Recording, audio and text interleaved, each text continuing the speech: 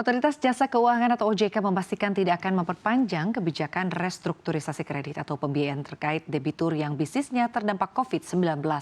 Merespons hal ini, salah satu bank umum syariah di Indonesia, PT Bank Syariah Indonesia Tbk atau BSI mengaku siap jika program tersebut di-stop OJK. Menurut Direktur Manajemen Risiko BSI, Grandis Helmi Harumansyah, BSI sudah menyiapkan sejumlah langkah-langkah sebagai bentuk manajemen risiko.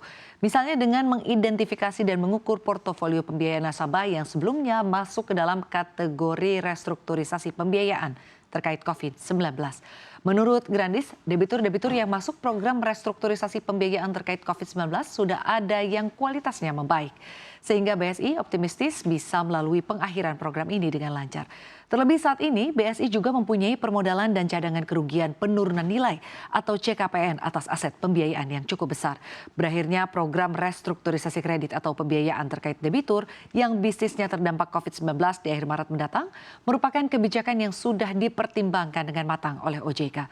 Pada Januari 2024, outstanding restrukturisasi kredit atau pembiayaan terkait COVID-19 hanya tersisa Rp251,21 triliun. Jumlahnya susut signifikan dibandingkan akhir 2021 yang sebesar Rp663,48 triliun. Restru COVID gitu ya, ex-COVID yang akan selesai di Maret 31 Maret 2024. Nah, jadi kalau ditanya dari sisi kesiapan kita, tentu kita sudah mengidentifikasi dan membuat build up untuk CKPN terhadap nasabah-nasabah yang memang dikategorikan sebagai restru COVID tersebut.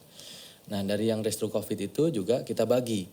Ada yang memang dia kategori 1 gitu ya, dia bisa atau dia sudah kondisinya itu membaik, terus kemudian juga melakukan pembayaran sesuai dengan kontraktual restru yang waktu itu kita berikan. Nah, itu kita lakukan unflagging COVID, artinya kita sudah rilis, itu ada kurang lebih sekitar 1,9 triliun yang sudah kita unflag COVID.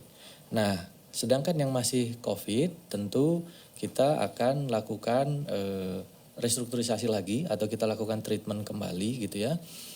Sekarang pun juga ada sebagian yang masih di dalam kontraktual COVID. Artinya pada saat kita dulu COVID, kita berikan relaksasi sampai dengan katakanlah 2025 atau 2026 untuk masa angsurannya.